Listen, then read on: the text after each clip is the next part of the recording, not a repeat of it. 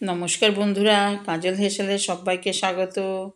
তো বন্ধুরা দেখো, আজ আমি একটা লোটে মাছের রেসিপি নিয়ে চলে এলাম। এটা হচ্ছে লোটে মাছের চচ্চড়ি।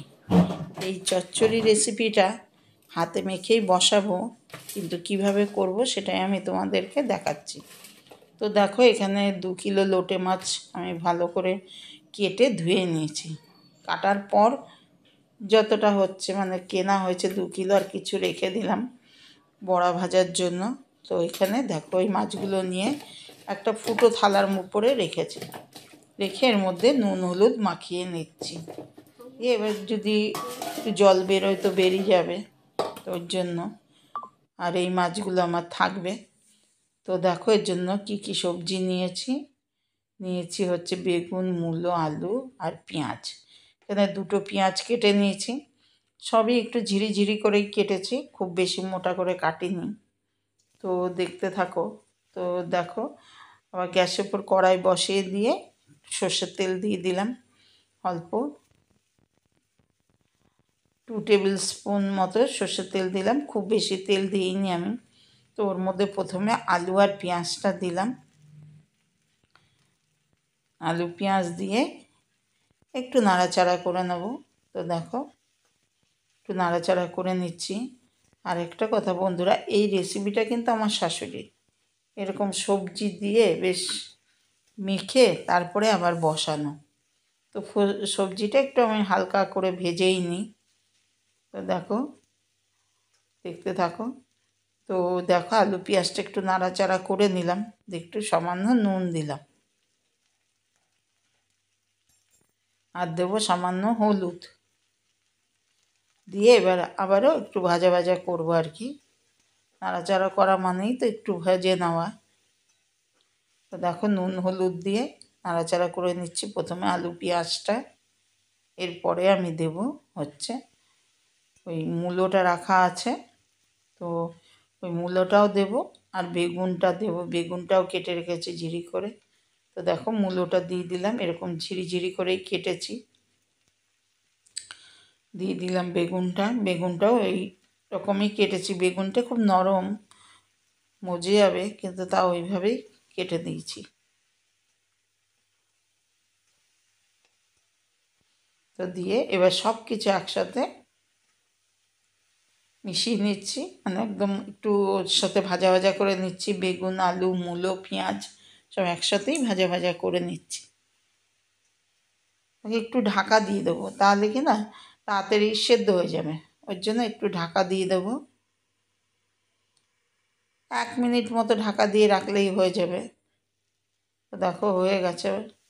ঢাকা দিয়ে রেখেছিলাম, ওই দেখো তাও লাল লাল হয়ে গেছে, মানে ভাজা হয়ে গেছে। কেন, খুব একটা তেল দেইনি তো, সবজিগুলো এতটা আছে, তেলটা খুব কম আছে বলে ওরকম একটু লাল লাল হয়ে গেল।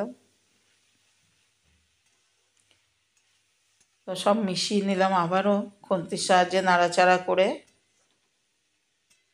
তো আবার একটু ঢাকা দিয়ে দেব, আবার 1 মিনিটের জন্যই ঢাকা দেব, খুব বেশিক্ষণ দেবো না। আবারও 1 মিনিট পর উড়ে এলাম। এই দেখো, বেশ মোটামুটি সব সবজিগুলোই একটু ভাজা হয়ে গেল। দেখো, কমেও গেছে অনেকটাই সবজিটা। বেগুনটা তো বোঝাই যাচ্ছে না, এই ঢাকা দেওয়াতে এরকমভাবে মজে যায়। এবার আমি কিছু মশলা অ্যাড করবো এর মধ্যে। তো দেখতে থাকো, প্রথমেই দিয়ে দিচ্ছি লঙ্কার গুঁড়ো।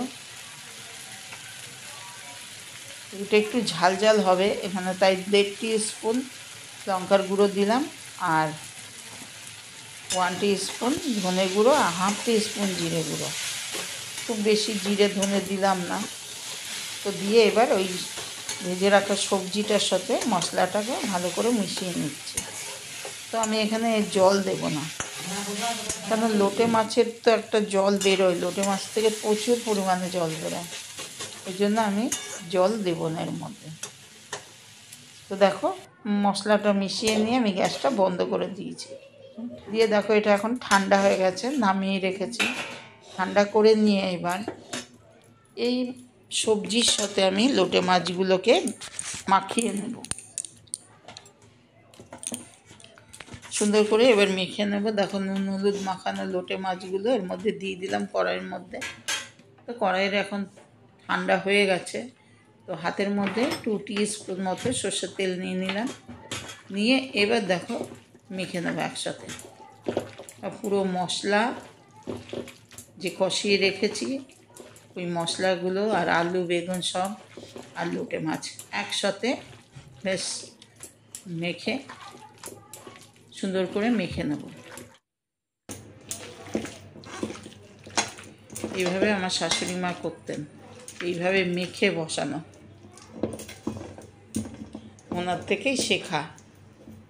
রান্না তো মেয়েরা শ্বশুরবাড়ি এসেই শেখে না, তার শাশুড়ি মায়ের থেকেই শিখেছে এইভাবে লোটে মাছ রান্না করা। ব্যাস হয়ে গেল, আমার মাখা হয়ে গেছে। এবার আমি হাতটা ধুয়ে গ্যাস ধরিয়ে বসিয়ে দিলাম, বসিয়ে দিয়েছি। এবার চারিদিকটা একটু পরিষ্কার করে নামিয়ে দিলাম।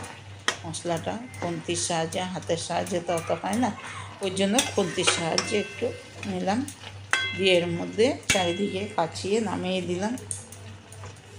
তো এবার হতে দেবো। প্রথমে গ্যাসটা হাই ফ্লেমেই দিয়ে দেব, আর দেখতে হবে তলায় লাগে কি না, লেগে গেলে তো বাজে গন্ধ বেরোবে না। তো ওর জন্য একবারে ধনেপাতা কাঁচা লঙ্কা চেরাও দিয়ে দিলাম, দিয়ে এবার হতে দেবো। খুব বেশি সময় লাগবে না। দেখো একটু বসাতে না বসাতেই জল বেরিয়ে গেছে। লোটে মাছ থেকে প্রচুর জল বেরোয়, তাতেই মানে মাছও সেদ্ধ হয়ে যাবে আর সবজিগুলো বা মশলার থেকেও কোনো কাঁচা গন্ধ আর বেরোবে না। ওই জন্য তলায় লেগে যায় যদি, ওই জন্য একটুখানি তলাটা খুন্তি দিয়ে নিচের দিকটা একটু নাড়া দিয়ে দিলাম। ব্যাস, আর নাড়া দেবো না খুব একটা। এবার হতে দেবো আমি মাছটাকে। মাছটা তো সেদ্ধ হতে হবে, আর একটু তো ভাঙবেই, একটু না ভাঙলে মাছটা সেদ্ধ, একটু না ভাঙলে তরকারির স্বাদ কী করে হবে। আর যদি একদম গোটা গোটা রাখতে হয় তাহলে তো একটা ব্যাটার বানিয়ে বা একটা শুকনো ব্যাটারের মতো বানিয়ে শুকনো করে ওর মধ্যে ডুবিয়ে ভেজে তারপরে করলেই একদম গোটা গোটা থাকবে। তো দেখো আমি কোনো জল দিলাম না, দেখো জল বেরোচ্ছে লোটে মাছের থেকে। আর এই জল বেরোনো, এই ঝোলটা মানে একটু যে মাখা মাখা মতো ঝোল থাকে, চচ্চড়ি একদম তো শুকনো খাওয়া যায় না, ওইটা দিয়ে ভাত মেখে খেতে খুব ভালো লাগে। তো দেখো আমি এবার ধরে ধরে কড়াই ধরে ধরে নেড়ে দিচ্ছি। এতে কী হবে, সবগুলোই ভালো মতো সেদ্ধ হবে, মাছগুলো পুরো সেদ্ধ হয়ে যাবে। এই দেখো সেদ্ধ হয়ে গেছে একদম। ফাইনালি আমার লোটে মাছের তরকারি হয়ে এসছে, এবার নামিয়ে নেব, আর একটু সময় হতে দেবো। তো বন্ধুরা, আমার আজকের এই লোটে মাছের হাতে মেখে চচ্চড়িটা কেমন লাগলো তোমাদের? আশা করি ভালোই লেগেছে। যদি ভালো লাগে লাইক শেয়ার কমেন্ট করতে ভুলবে না। আমার চ্যানেলের নতুন বন্ধু হলে চ্যানেলটিকে সাবস্ক্রাইব করার অনুরোধ রইল। তো দেখো একটা থালা নিয়ে নিলাম, ওর মধ্যে ঢেলে দিলাম।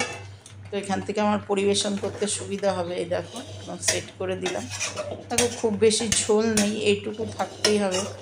আর মাছগুলো যে খুব ভেঙে গেছে তা নয়, মোটামুটি গোটা গোটাও আছে, পাওয়া যাবে, কাউকে দিতে গেলেও অসুবিধা হবে না।